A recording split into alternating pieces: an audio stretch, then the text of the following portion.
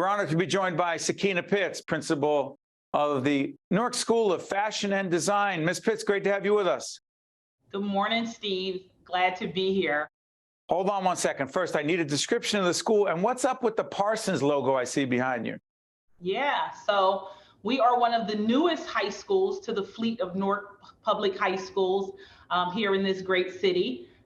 We are Newark School of Fashion and Design, powered by Parsons School of Design. And so that is the logo and branding that you see in the background.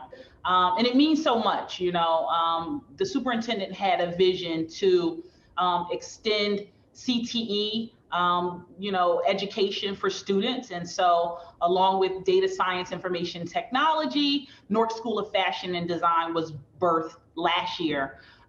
It feels really good that Parsons locked arms with us, based on a vision and a mission. This mission of a collaborative effort between K-12 education and higher ed. And so when we talk about being powered by Parsons, they support us with writing the fashion curriculum. They support us with vetting our fashion teachers, summer intensive programming, bringing industry experts into the space for our students. We're looking for dual enrollment next year, creating a pipeline into Parsons, when our students graduate. So it's been an amazing journey thus far. Sakina, I'm curious about this. We've had so many, again, as a Newark native, we were talking before we got on the air, you're from the south side of the city. I'm from the northern part of the city. Your school is based in my old neighborhood in the North Ward of Newark. And for those of us who are connected to Brick City, to Newark, our reputation precedes us, not always in a good way. To what degree is the work at the school, the Newark School of Fashion Design, beyond the curriculum, beyond the students, beyond creating a pipeline into the fashion industry, which is so difficult to access, how much of the mission is, stated or unstated, predicated on changing the perception of the Newark public schools, and more importantly, the young men and women in those schools? Yeah. So that's why I'm glad that, I have the opportunity to speak here today as a Newark student, born and bred, reared by this great city.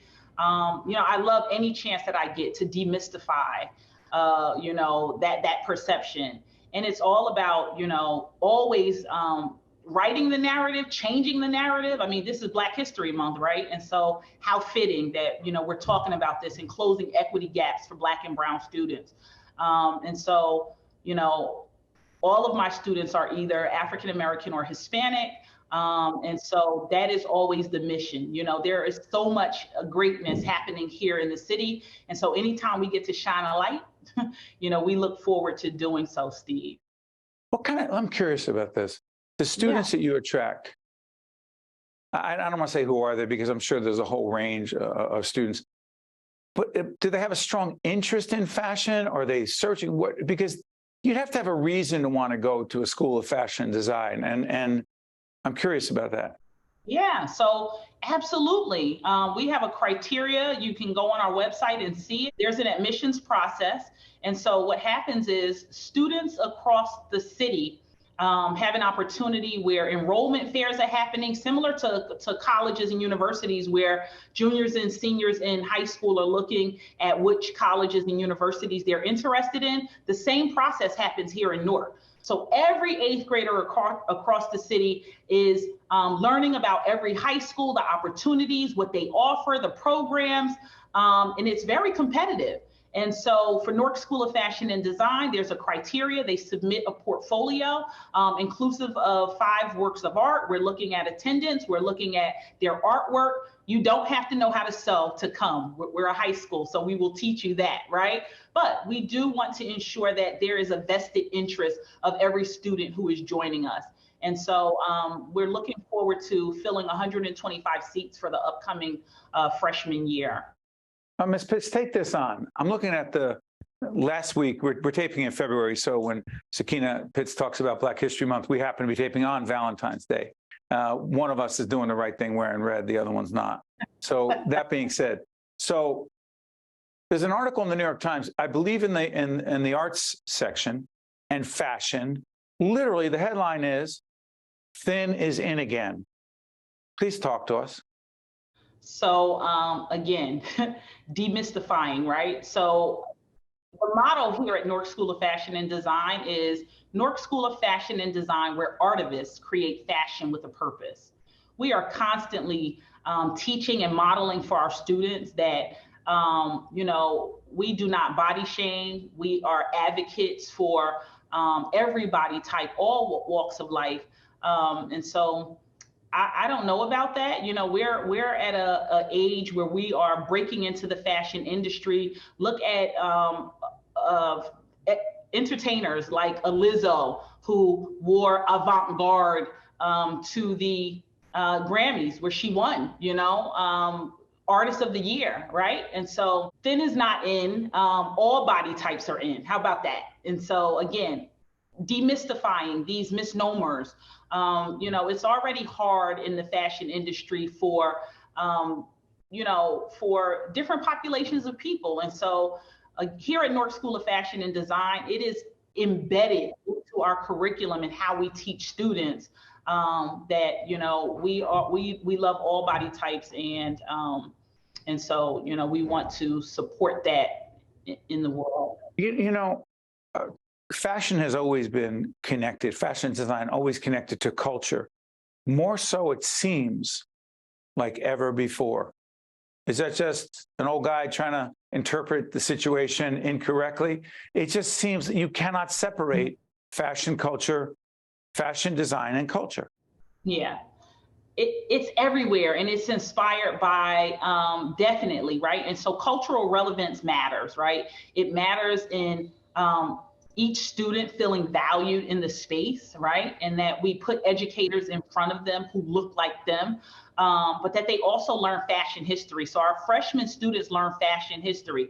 How is fashion influenced by hip hop, where you might see a Misa Hilton, and shout out to the Misa Hilton Fashion Academy, that's one of our partners, but you might see a Misa Hilton capsule collection now at the museum at FIT, right? And how hip hop culture, has inspired her, throughout the years, a Dapper Dan, right? So again, cultural relevance definitely matters. Hispanic Heritage Month here at Newark School of Fashion and Design is a big thing. Black History Month here at Newark School of Fashion and Design is a big thing, right? And so, these are very important aspects, and you hit the nail on the head when you talk about, fashion and how culture, influences fashion. Before I let you go, your passion for fashion started when? Got a minute left. Yeah, so I attended Science High School with Chief Nazario. He's the chief of staff now of Newark Board of Education. I remember us not together, but traveling into the East Village. Definitely my mom having me in Bamberger's basement downtown Newark. Yeah, taking me back. Hold on, I was the 27 bus down to Bamberger's. What bus were you?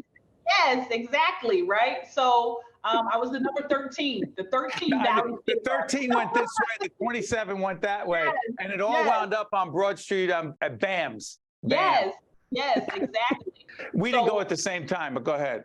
Yeah, so from young, my mom, dressed me in bucks, two-tone bucks, and from Buster Brown's on Halsey Street and Rothschild coats.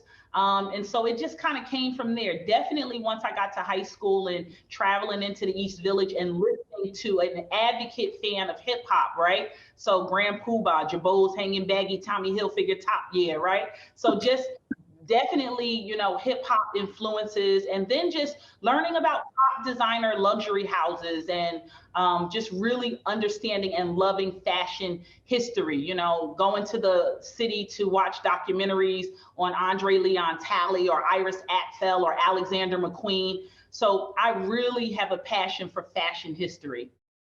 Sakina Pitts, by the way, I got the reference to Halsey Street behind Broad Street where all the shoe stores were. Yes. Leave that alone. Sakina Pitts is the principal of Newark School of Fashion Design. I cannot thank you enough for joining us. Well done. Best to you and all your colleagues. Thank you so much, Steve. Thank you for having me. You make Brick City proud. See you next time, folks. I'm Steve Adubato. That's Sakina Pitts. Life is full of changes, At Hackensack Meridian Medical Group, we're ready for them. If you have a cold or chronic illness, our 5-star doctors can treat any ailment. Whether you're starting recess or retirement, we're prepared with pediatric and adult specialists. And if you just moved here, we are in your neighborhood. You now have access to a health team thousands strong. So no matter what or when, we're ready. Also brought to you by Operating Engineers, Local 825. The Turrell Fund, supporting Reimagine Childcare.